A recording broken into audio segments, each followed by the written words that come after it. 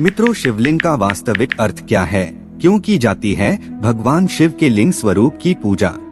शिवलिंग की उत्पत्ति कब हुई थी और किन महिलाओं को शिवलिंग को छूना नहीं चाहिए? ऐसे कई सारे सवालों का जवाब आज हम आपको इस प्रस्तुति के मार्फत से बताएंगे, क्योंकि जो भ्रांति समाज में शिवलिंग के प्रति फैला रखी है उसे दूर करना अति आवश्यक है। दरअसल बहुत से लोगों ने शिवलिंग का गलत अर्थ बताकर लोगों को भ्रमित कर रखा है। इन लोगों ने शिवलिंग का इतना गंदा अर्थ निकाला है जिसकी व्याख्या करना भी हम भगवान शिव का अपमान मानते हैं। पर भगवान शिव के सत्य स्वरूप को जानना सबके बस की बात नहीं है। भगवान शिव आदि, अनंत, निराकार और निर्गुण है, इसलिए भोलेनाथ के बारे में जितना जानने का प्रयास करेंगे उतना कम ही है। फिर भी आज हम आपके सामने शिवलिंग से जुड़े कुछ रहस्यमयी तथ्यों को समक्ष रखेंगे, ताकि आप भी बाकी लोगों की तरह भ्रमित ना हो पाएं। कृपया वीडियो को पूरा अवश्य देखें, साथ ही चैनल को सब्सक्राइब करके अपने परिजनों में शेयर करें। तो आइए जानते हैं शिवलिंग के वास्तविक अर्थ के बारे में। शिवलिंग एक संस्कृत शब्द है जो दो अक्षरों से मिलकर बना है, शिव और लिंग। यहाँ कई लोगों ने लिंग का अर्थ गलत समझा है, जबकि जननेंद्रिय को संस्कृत में शिश्न कहा जाता है और लिंग का अर्थ प्रतीक होता है। यानी शिवलिंग का अर्थ हुआ शिव का प्रतीक, जो परम शुद्ध चेतना परमेश्वर या परम तत्व है, उनका प्रतीक।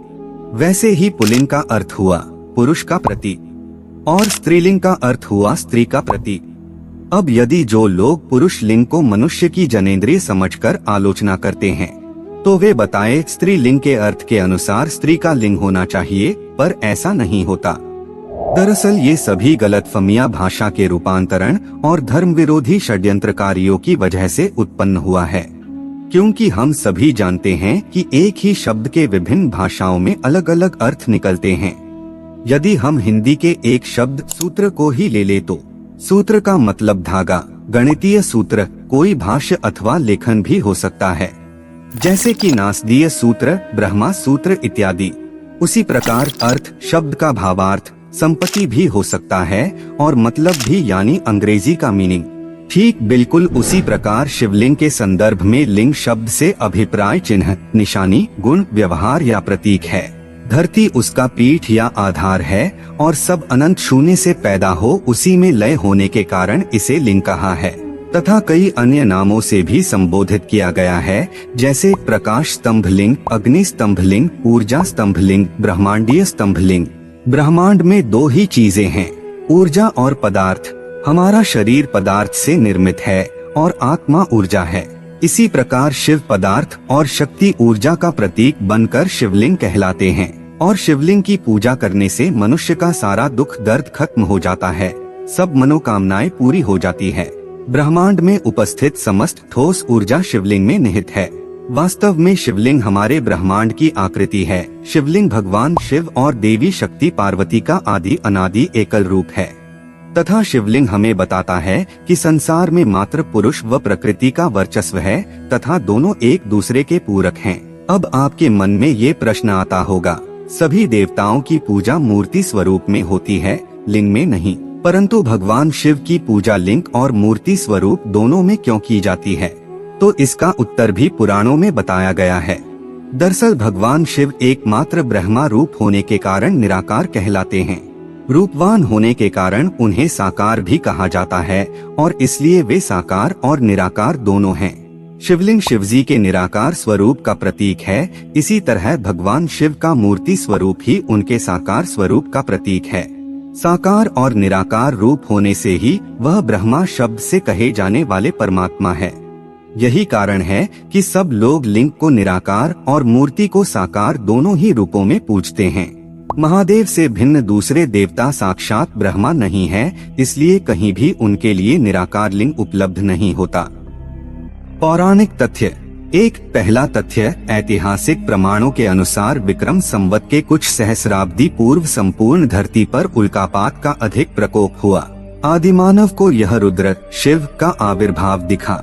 जहाँ जहाँ ये पिंड गिरे वहाँ वहाँ इन पवित्र पिंडों की सुरक्षा के लिए मंदिर बना दिए गए।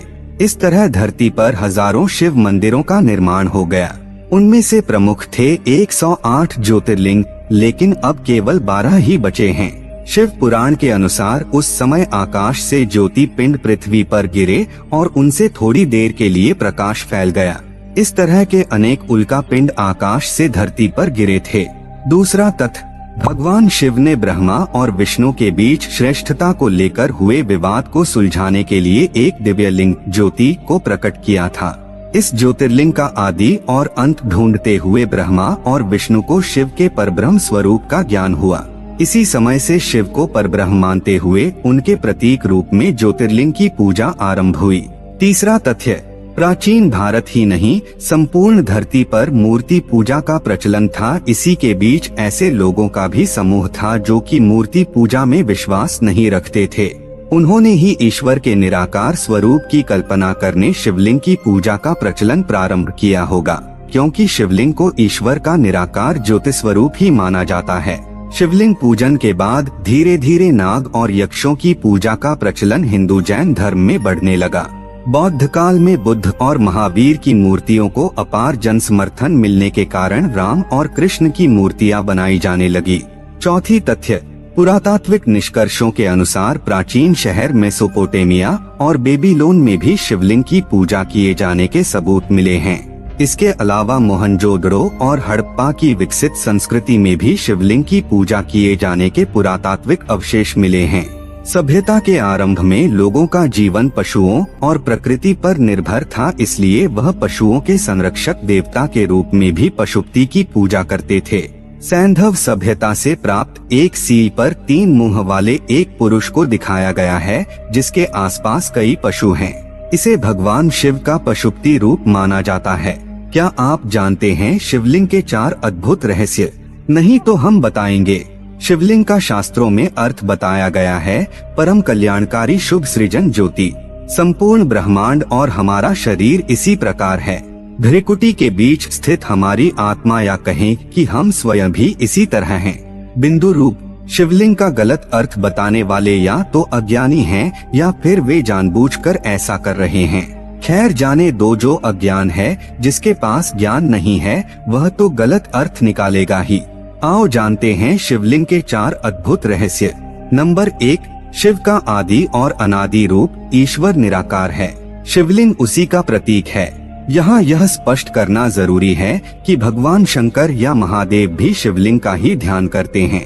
शून्य आकाश, अनंत ब्रह्मांड और निराकार परम पुरुष का प्रतीक होने से इसे शिवलिंग कहा गया है। स्कंद पुराण में कहा गया है कि आकाश स्वयंलिंग है, धरती उसकी पीठ या आधार है और सब अनंत शून्य से पैदा हो उसी में लय होने के कारण इसे शिवलिंग कहा गया है। शिव पुराण में शिव को संसार की उत्पत्ति का कारण और परब्रह्म कहा गया है। इस पुराण के अनुसार भगवान शिव ही पूर्ण पुरुष और निराकार ब्रह्मा हैं। आइए जानते हैं शिवलिंग से जुड़े दूसरा रहस्य। ब्रह्मांड का प्रतीक संपूर्ण ब्रह्मांड उसी तरह है जिस तरह की शिवलिंग का रूप है, जिसमें जलाधारी और ऊपर से गिरता पानी है। शिवलिंग का आकार प्रकार ब्रह्मांड में घूम रही हमारी आकाशगंगा और उन पिंडों की तरह है जहां जीवन होने की संभावना है। वातावरण सहित घूमती धरती या सारे अनंत ब्रह्मांड गतिमान है का अक्स धुरी ही शिवलिंग है। वायु पुराण में क्या लिखा है? वायु पुराण के अनुसार प्रलय काल में समस्त सृष्टि जिसमें लीन हो जाती है और पुनः सृष्टि काल में जिससे सृष्टि प्रकट होती है, उसे शिवलिंग कहते हैं। इस प्रकार विश्व की संपूर्ण ऊर्जा ही शिवलिंग की प्रतीक है। नंबर 3, निराकार ज्योति का प्रतीक। पुराणों में शिवलिंग को कई अन्य नामों से भी संबोधित किया गया है, जैसे प्रकाश स्तंभलिंग, अग्नि स्तंभलिंग, ऊर्जा स्तंभलिंग, ब्रह्मांडीय स्तंभलिंग आदि। ज्योतिर्लिंग उत्पत्ति के संबंध में पुराणों में अनेक मान्यताएं प्रचलित हैं। वेदानुसार ज्योतिर्लिंग यानी व्यापक ब्रह्मात्मलिंग, जिसका अर्थ है व्यापक प्रकाश, जो शिवलिंग के 12 खंड हैं। शिव पुराण के अनुसार ब्रह्मा, माया, जीव, मन, बुद्धि, चित्त, अहंकार, आकाश, वायु, अग्नि, जल और पृथ्वी को ज्योतिर्लिंग या ज्योति पिंड कहा गया है। नंबर 4, औषधि और सोने का रहस्य। शिवलिंग में एक पत्थर की आकृति होती है, जलाधारी पीतल की होती है और नाग या सर्प तांबे का होता है। शिवलिंग पर बेलपत्र और धतूरे या आंकड़े के फूल चढ़ते हैं। शिवलिंग पर जल गिरता रहता है। कहते हैं कि ऋषि मुनियों ने प्रतीक रूप से या प्राचीन विद्या को बचाने के लिए शिवलिंग की रचना इस तरह की है कि कोई उसके गूढ़ रहस्य को समझकर उसका लाभ उठा सकता है। जैसे शिवलिंग अर्थात पारा, जलाधारी अर्थात पीतल की धातु, नाग अर्थात तांबे की धातु आदि को बेलपत्र, धतूरे और आंकड़े के साथ मिलाकर कुछ भी औषधि, चांदी या सोना बनाया जा सकता है। तो मित्रों, इस प्रकार से हमारे वेदों और पुराणों में शिवलिंग के वास्तविक अर्थ के बारे में बताया गया है। हम आशा करते हैं हमारी ये प्रस्तुति आपको पसंद आई होगी। अगर पसंद आई तो वीडियो को लाइक करें, चैनल को सब्सक्राइब करें, साथ ही कमेंट में ओम नमः शिवाय अवश्य लिखें। अगर हमसे कोई त्रुटि रह गई हो तो हमें क्षमा करें। अब मिलते हैं अगले वीडियो में, तब तक के लिए धन्यवाद।